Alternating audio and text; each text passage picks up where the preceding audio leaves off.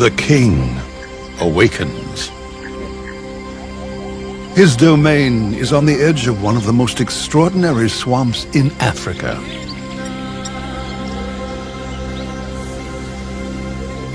He knows his charges.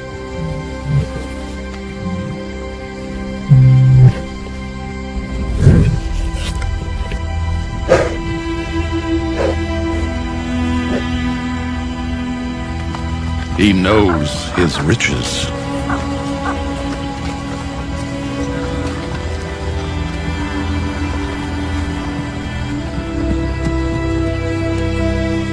He knows his threats. Intruders, young challengers.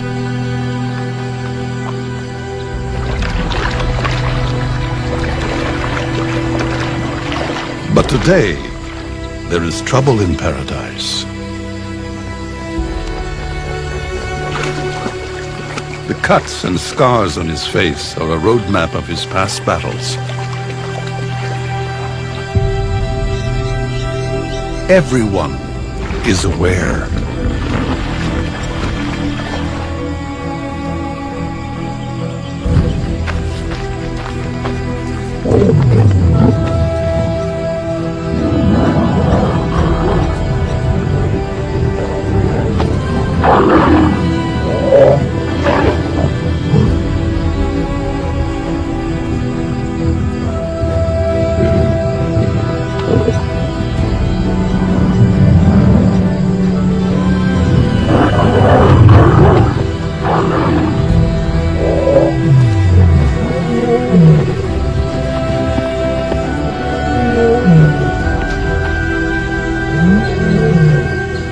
The message is clear.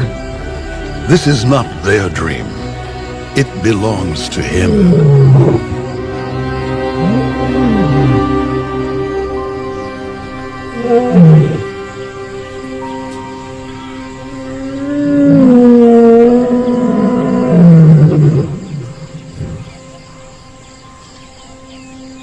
But the river itself doesn't belong to him alone. Everyone lays claim to their piece of the Okavango, this river of dreams.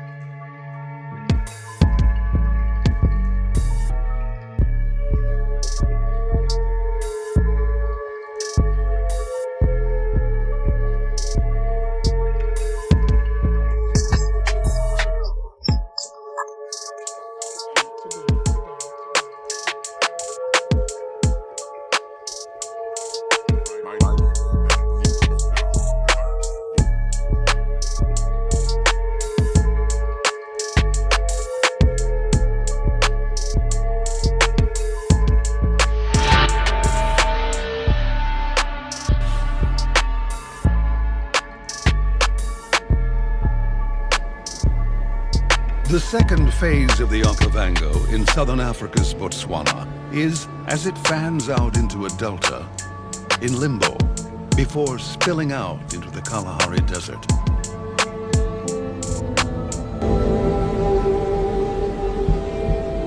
The clues to why the delta changes its shape so radically here lie at the center of each of its uniquely formed islands.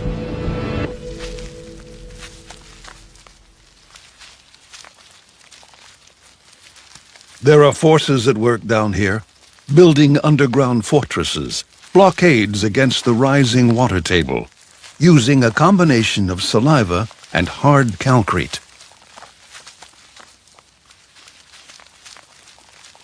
There are over 2,700 species of termites, but just a single one of them influences everything here.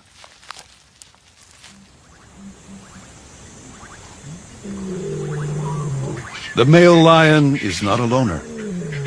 Daily calls connect him and his brother.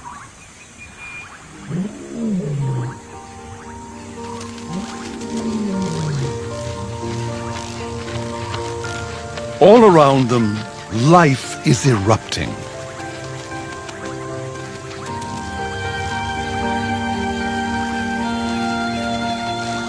Once a year, termites start their nuptial dances. They flush from underground homes to fly, and within seconds find a mate before they can be eaten.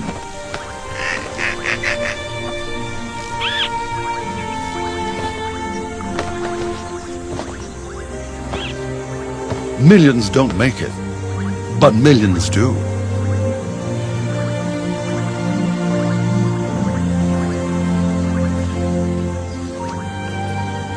The mating dance fills the air and starts one of the most magical relationships in nature. One that dominates the entire story of the Okavango.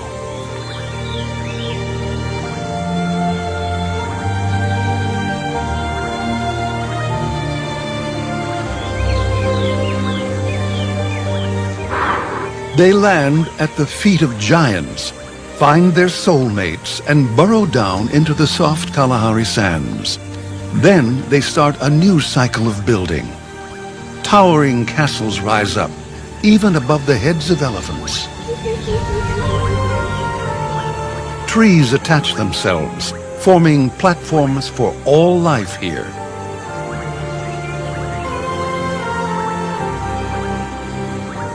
In this flat landscape, any high ground forces the floodwaters to spread around these islands, creating a sprawling delta across 9,000 square miles of Botswana.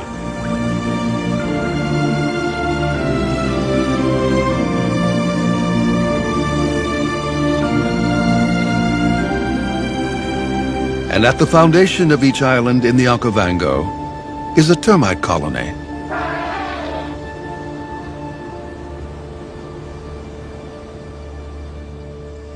In a place where water is abundant, it's the high ground that is precious and used by just about everything here.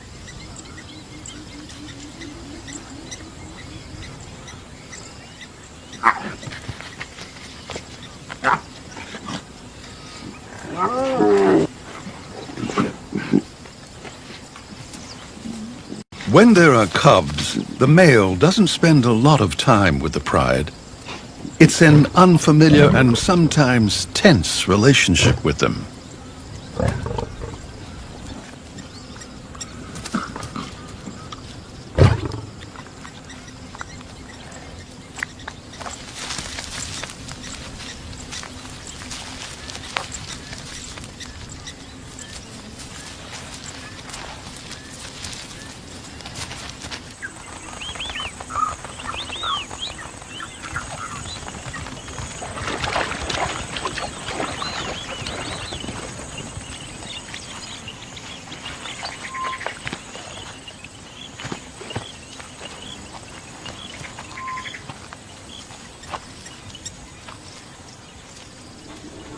In this upside-down world, months after the rains end and just as the dry season starts, the flood begins to rise.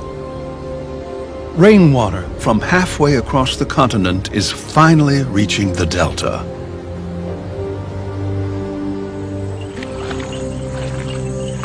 Those that can adapt to this watery world have an advantage, especially if they can find just the right island.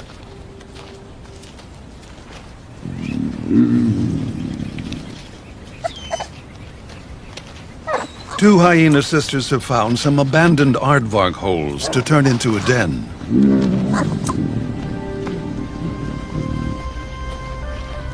Hyena family greetings may be a little curious, but these are some of the most caring mothers in the Delta.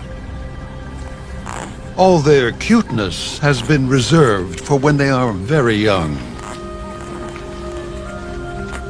They soon grow out of it. The older cubs have already developed bone-crushing habits, so the youngest dig secret chambers into the heart of the termite mound that only they can get into. Someone else is eyeing one of their holes today. And quite simply, moves into the spare chamber. It's disconcerting for the cubs.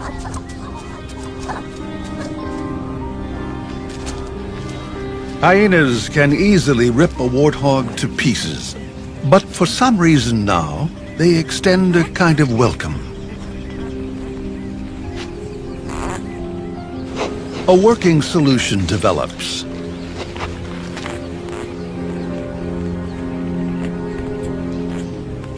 Hyenas den during the day, and at night, when they are out hunting, the warthogs are in residence. And during the twilight hours, both families are at home.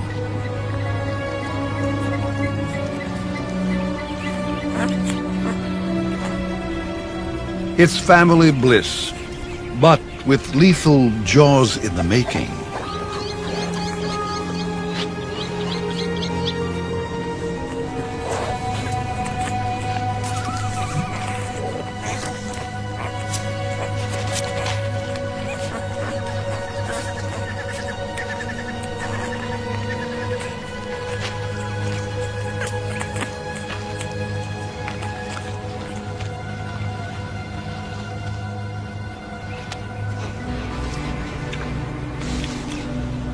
Both families keep a wary eye out for the odd neighbors.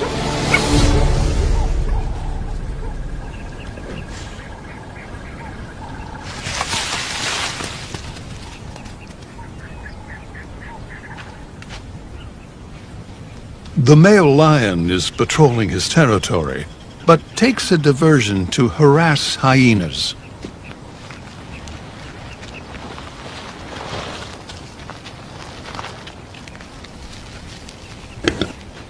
He's definitely also interested in the smell of hidden pigs.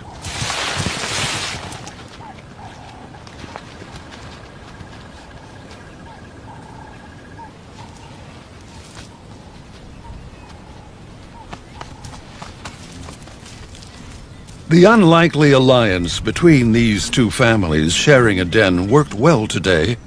And those extra eyes and ears served as early warning mechanisms. This relationship works well on a deeper level for miniature piglets.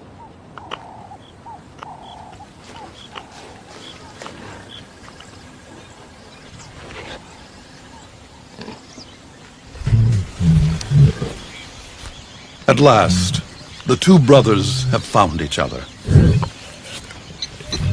Their bond is vital to both of them, their territory and their pride. The teenagers have energy to burn. The males watch them closely.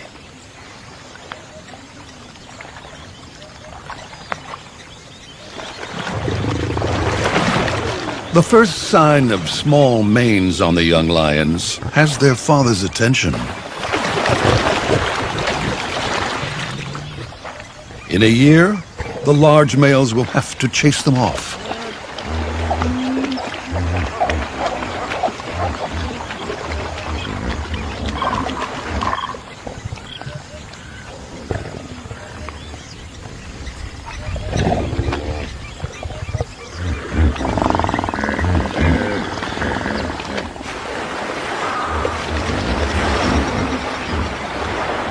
Lions of any size on the move through the swamp send shock waves of panic through everyone.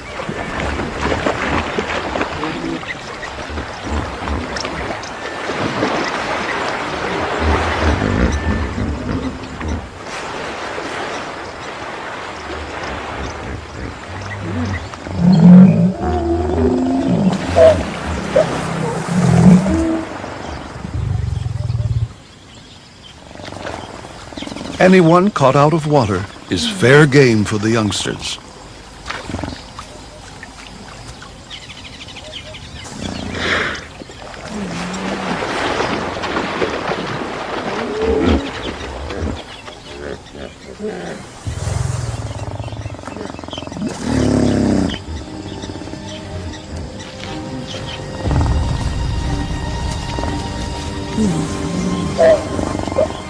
And it turns into a game of cat and very large mouse.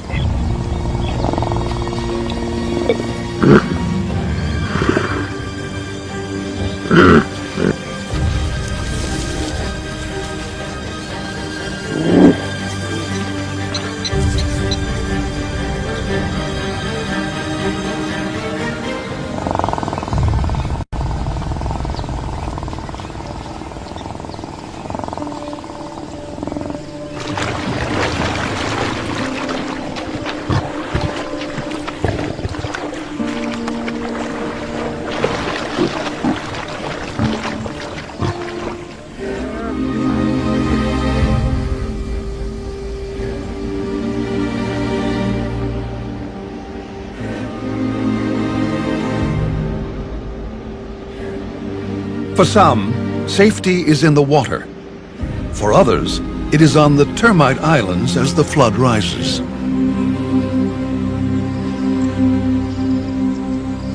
As the young piglets emerge from their catacombs, they have a lot to thank the hyena family for. But it's time to move out into the world. Warthogs across the delta more than double in number in a few weeks, all because of their initial safe havens in the termite mound islands.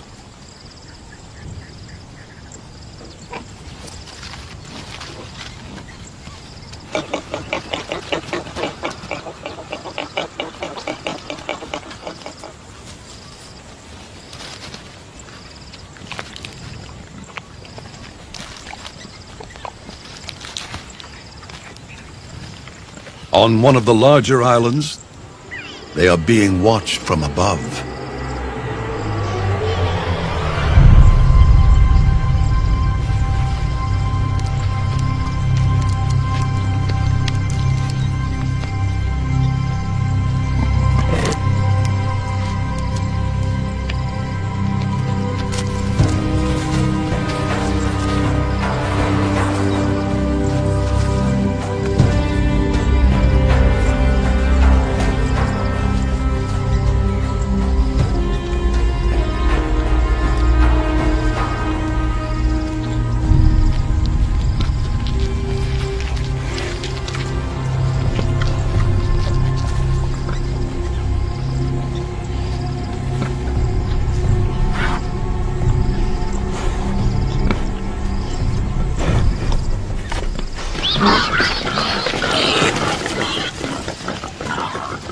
The leopard can't choose, so grabs up 2 piglets.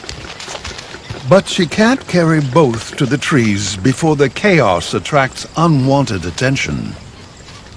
Now, the hyenas are interested in the smell of piglets for an entirely different reason.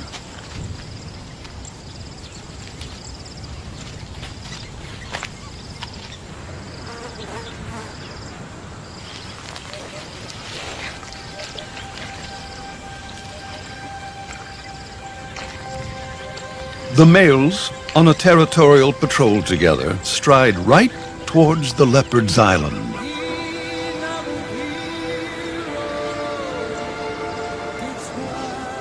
She is saved by chance.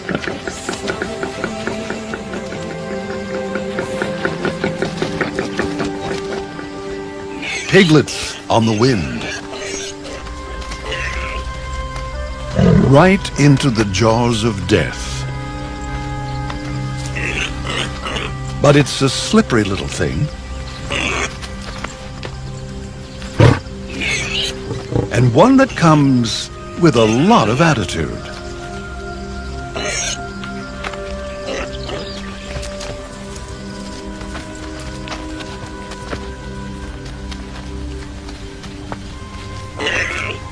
For the largest of the African cats, being confronted by something this small is a little confusing.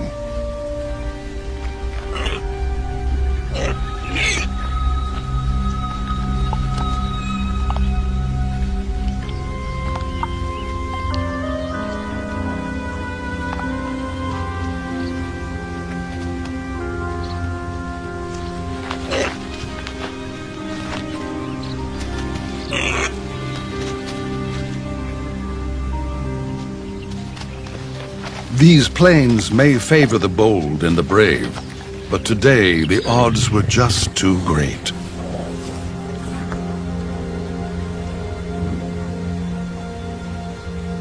And not enough to feed both brothers.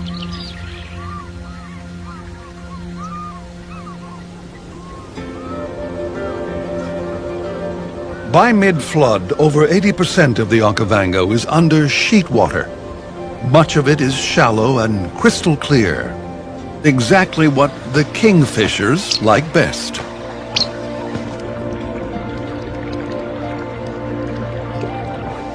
But hovering takes a lot of energy.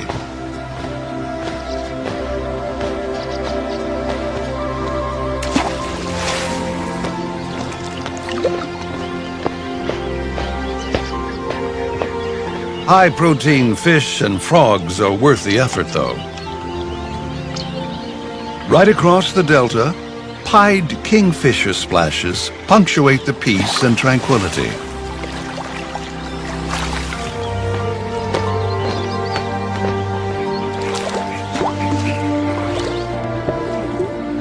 Because the flood lags so far behind the local rains, it brings new water at just the right time for thousands of animals.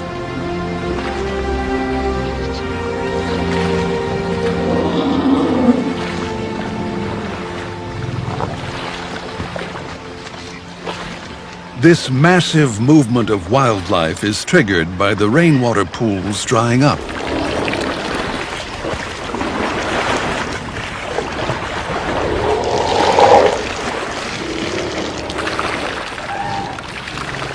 And it is the elephants that are most important to the way the entire delta functions.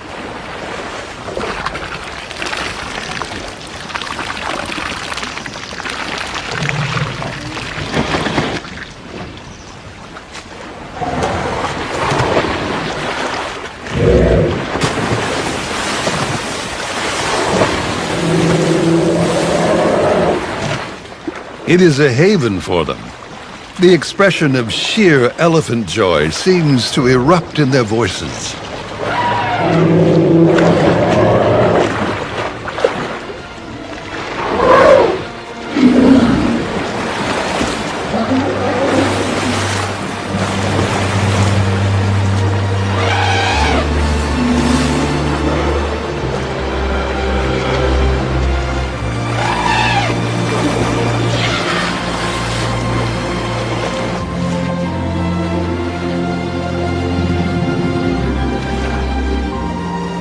Giants like these could have a devastating impact in large numbers, but in truth, elephants perform a great service in this landscape-sized theater.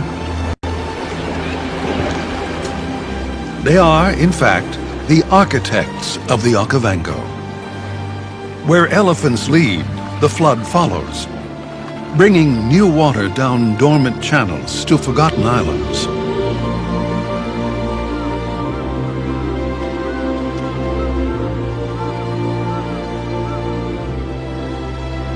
But what brings elephants to this part of the delta now lies ahead of them, on those islands.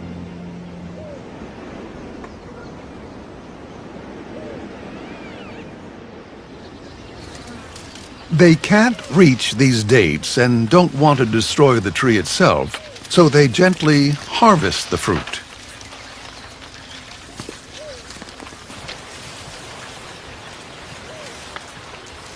Being crowned by rock-hard nuts seems to be worth it. But it's a classic case of which came first, the palm, the nut, or the elephant. The palms can only germinate if softened at the right temperature. The exact same heat as that inside an elephant's gut. These vast palm islands, so typical of the delta, exist purely because of these long caravans of traveling elephants. And the islands themselves are built on termite mounds right across the Okavango.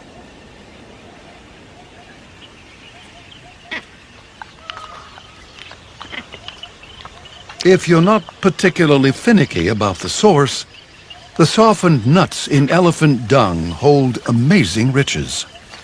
And vervet monkeys are used to having sticky fingers.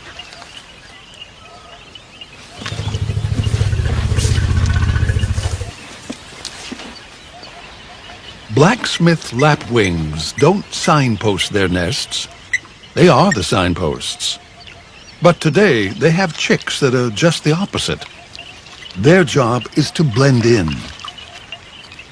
That could be a problem along this path.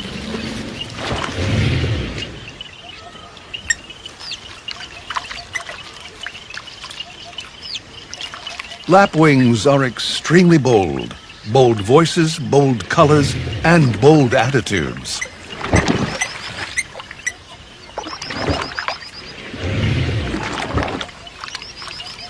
But with a heavy army on the march, they take evasive action today.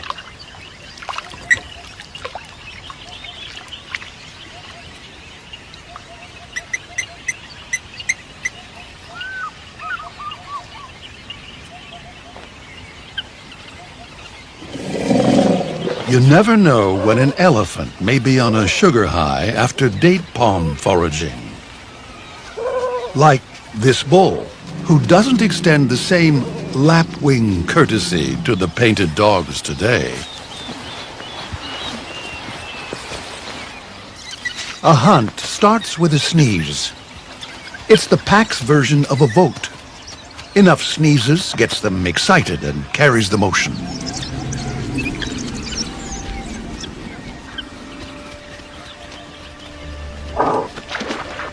These flooded swamplands are ideal for the hunting dogs, one of the last strongholds in the world for these highly endangered animals.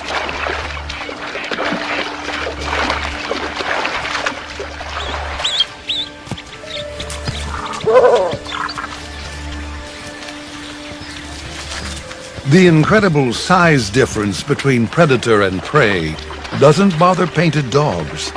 For them, it's all about stamina, and few can match theirs.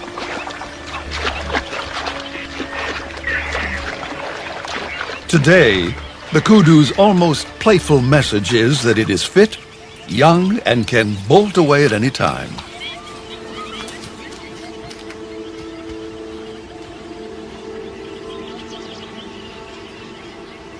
It's just a test anyway, a warm-up while the rest of the pack mobilizes for the main event.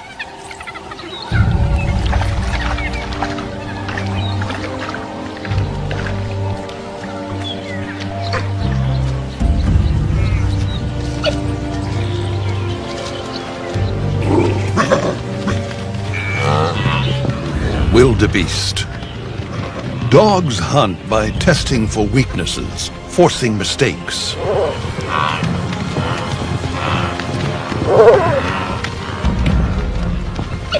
Against hunting dogs, the best defense is a show of unity.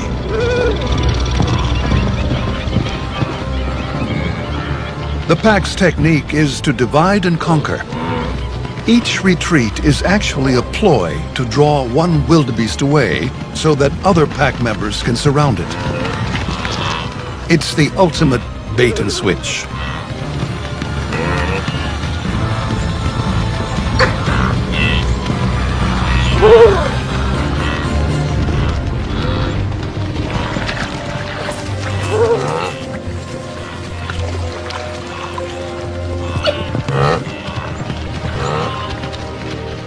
The alpha male calls it off. The amount of energy it'll take to complete this hunt is just too expensive.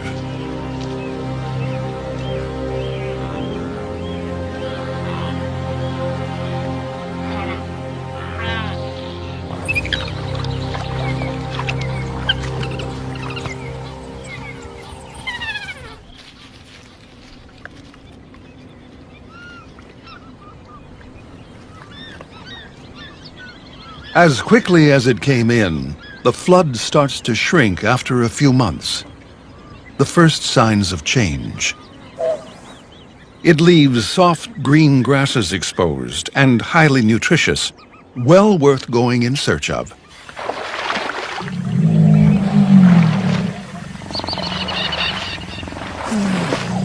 But unfortunately, others have the same idea. It's a three-way fight. One backs up into a small termite mound and gains two advantages: the high ground and a protected rear end.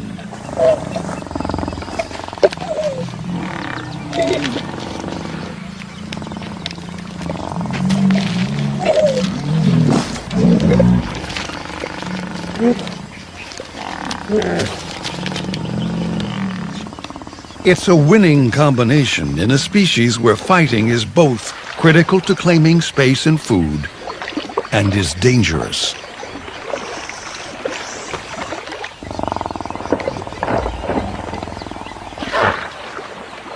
Tens of thousands of hippos dominate the waterways throughout the delta, making it as hazardous for other animals here.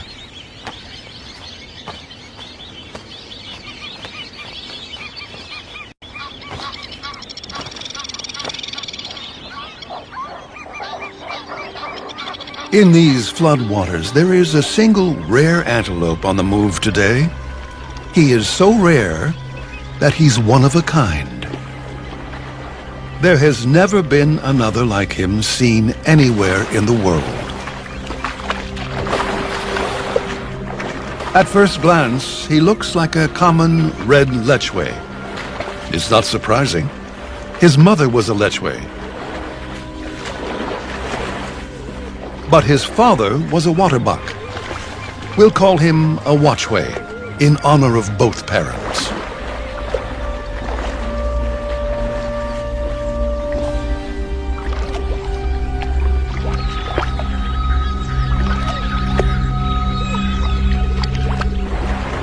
Today, the watchway is in deep trouble, and the pack knows it.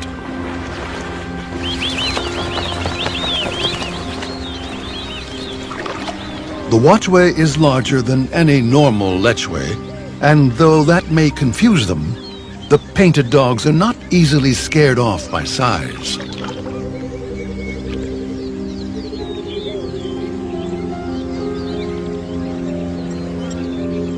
But he's not a complete loner. Today he's found his half-brother, a real waterbuck.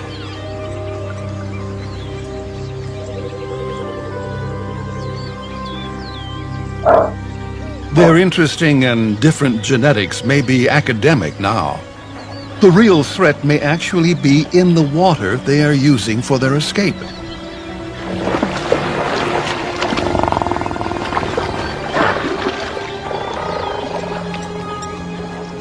Hippos attack each other, so complete strangers are not welcome in this pool. They're in trouble if they don't leave the water now. But they're in trouble if they try to.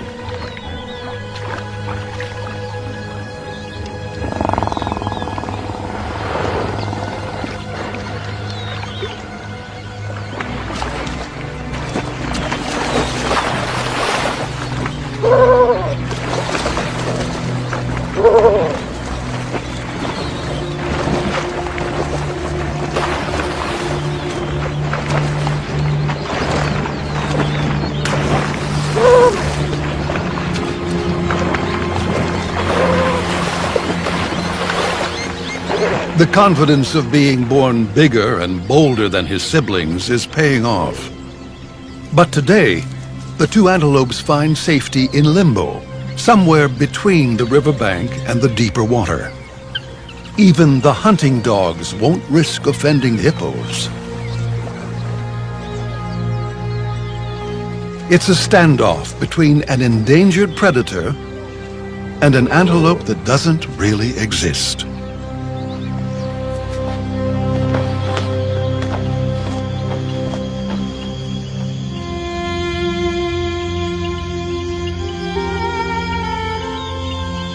The intimate lives of these animals make up the complex web of the Okavango.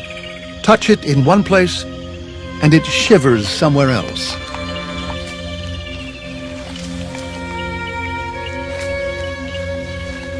Someone's paradise is someone else's purgatory.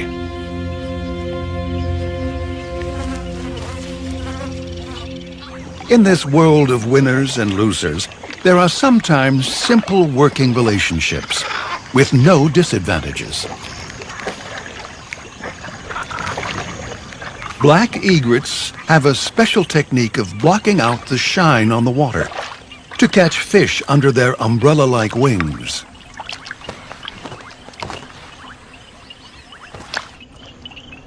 Small minnows come to forage, and craftily, black egrets use their bright yellow feet as lures. It's such a good tactic that a glossy ibis poaches under the umbrella without any shame at all.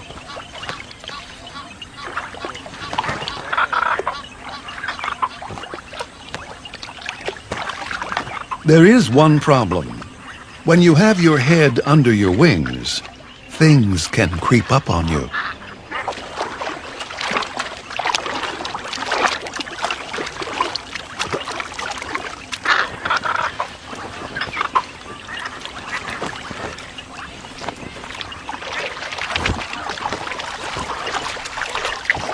The pride is out hunting, and young lions are interested in anything that moves. In particular, those that move slowly.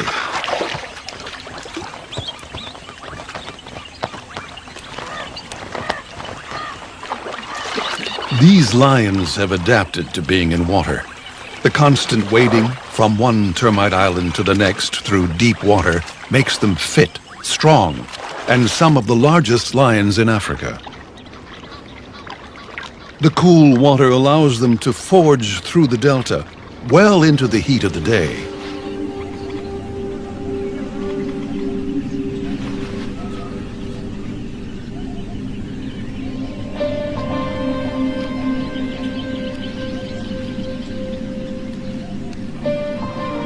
In these mosquito-infested swamplands, they are after one species of prey above all else. It's their favorite, but it's not easy.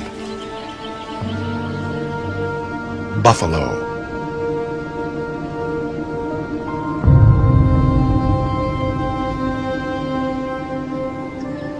Being down in the watergrass can get confusing, so Okavango lions have to use any advantage they can get. Elevation is a huge help.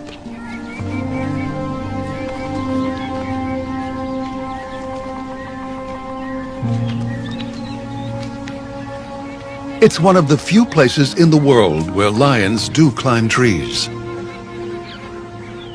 They also climb to get any cooling breeze. But these heavy-set lions have to get their balance just right.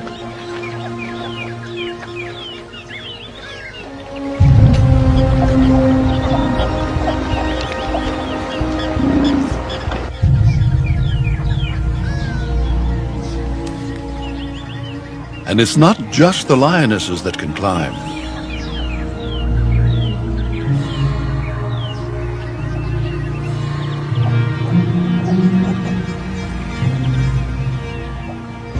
The buffalo are heading this way.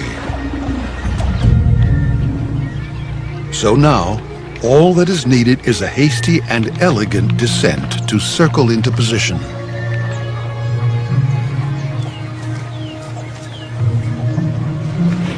The time to attack buffalo is when they bunch up, when they are stressed by the deeper water crossings.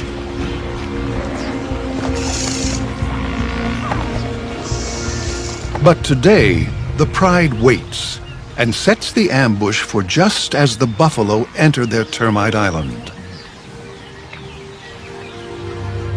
He's eager to join in.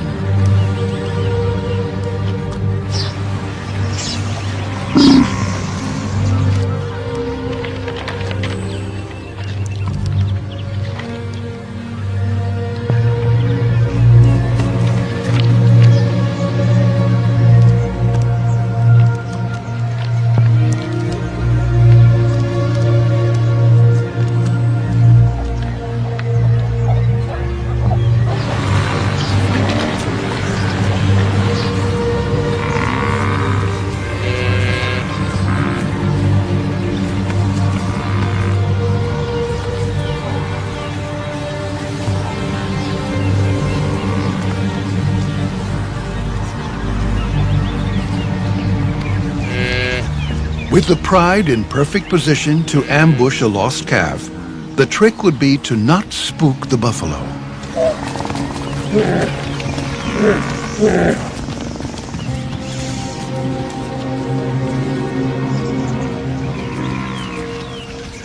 A big bull senses something wrong. Now it's important for the male to be still, silent.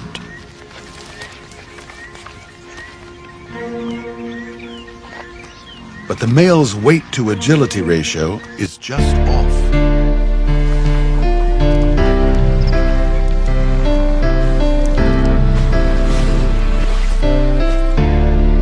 These are Cape buffalo. They kill more lions than any other animal does, and today there are nearly 1,000 of them.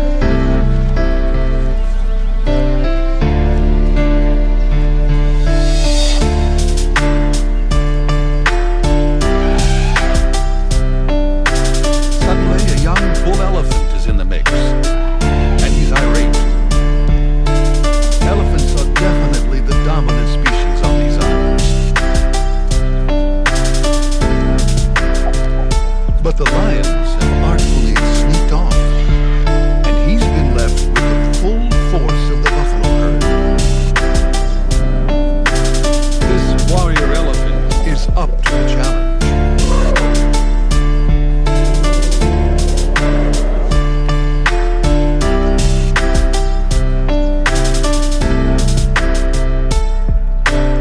Some of the younger lions have their own troubles now.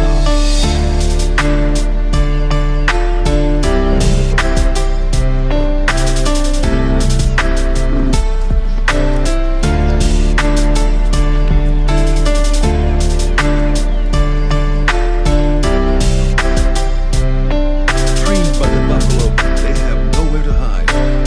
And the best elevation is just at buffalo horn height.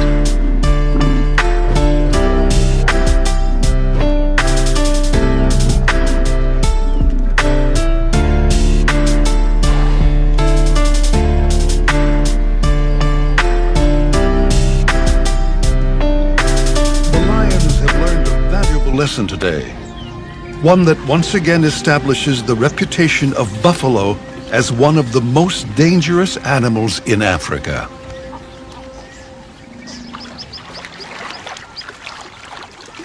The pride is bruised and retreats to give the buffalo a wider berth.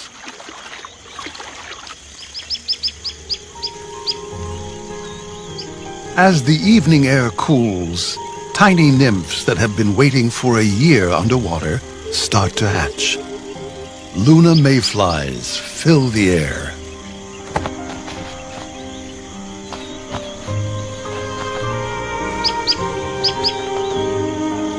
Little bee-eaters hawk on them frantically, as if the flush will be their last meal. But here, there is no shortage of insects. The Okavango keeps providing to those that are well adapted to use the moment.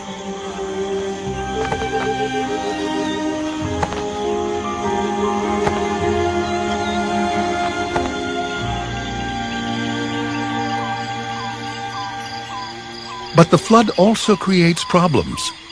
As it arrives, it isolates one kind of small primitive ape on whatever termite island they happen to be on.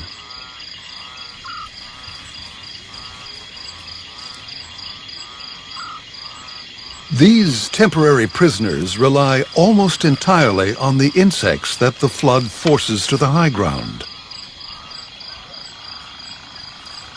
And they do that with special adaptations. They have huge eyes that are locked in position. So big, in fact, that to move its eyes, it has to move its entire head.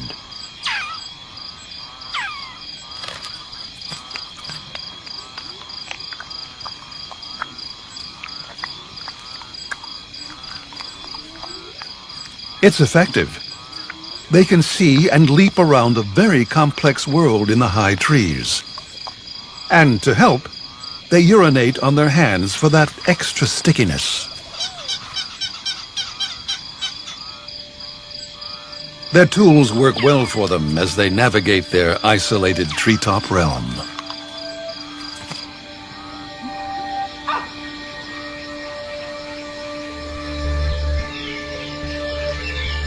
So here, if you can adapt, you do well. Baboons have similar forward-facing eyes, but they aren't nocturnal and spend their nights in the trees, asleep.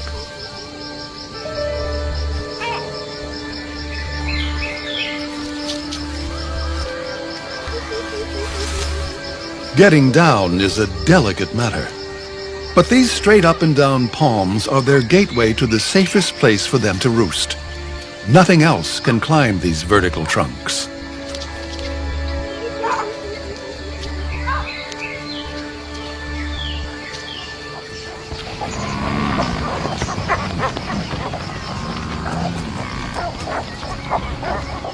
The buffalo herd is also awake, moving downstream. Perhaps it's the definition of insanity, but the pride has decided to regroup and try the exact same tactic again.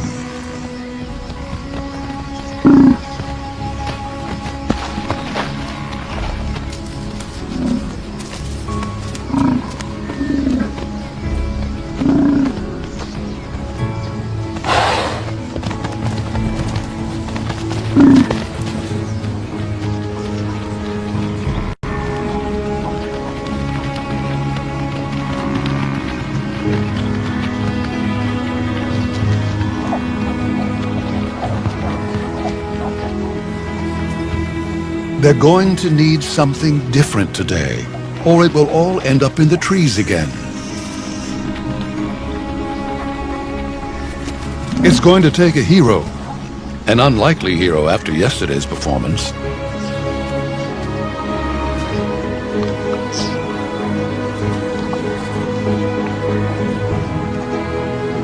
Male lions are just not designed to hunt. Their manes are for display, for fighting.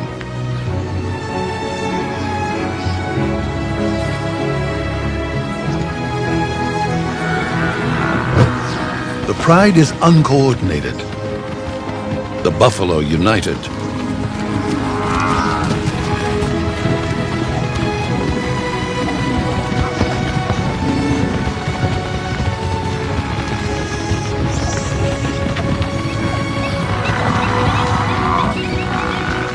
And then, just as the herd hits the first reeds, the second male flies into action alongside his brother.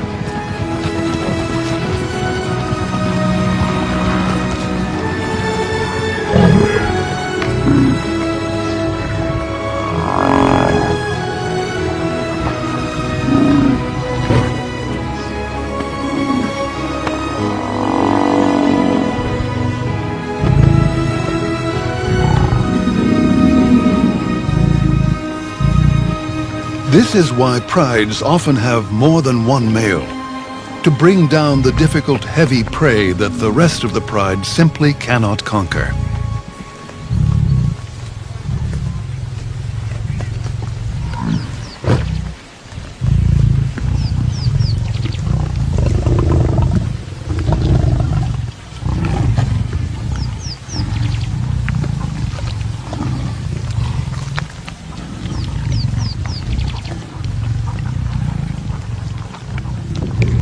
Their feast is short-lived. Elephants have picked up the sound of death, the chaos, and they don't like it. The mere presence of lions, the smell of blood, and the disturbance to their sedate lives offends these animals. They thrive on peace and seem to just want to maintain that. Outraged, they act as if the lions had killed one of their own, not a buffalo. And for one of them, that may be true. A tuskless cow reacts as if she has lost a calf or family member of her own in the past. Elephants hold that hurt and loss for a long time.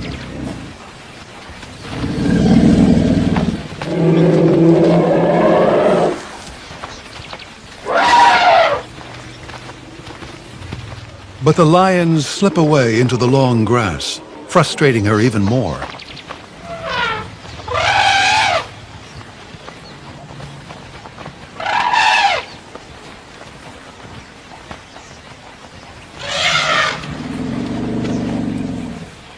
And then, without any obvious reason at all, the female and her herd suddenly settle down and allow the pride to feed. Forgiven, perhaps, but not forgotten.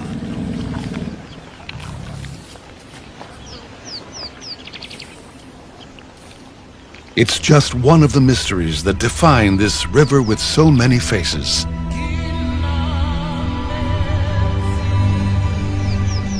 This strange but magical flood starts inland, adapts to meander around termite castles and down elephant paths, affecting millions of animals, and then dribbles out into nothing. The next phase of the river is an entirely different one. Herds we see little of in the delta start to leave just when it is at its very best. They take us out to the far reaches of the water, away from the realm of kings, and farther down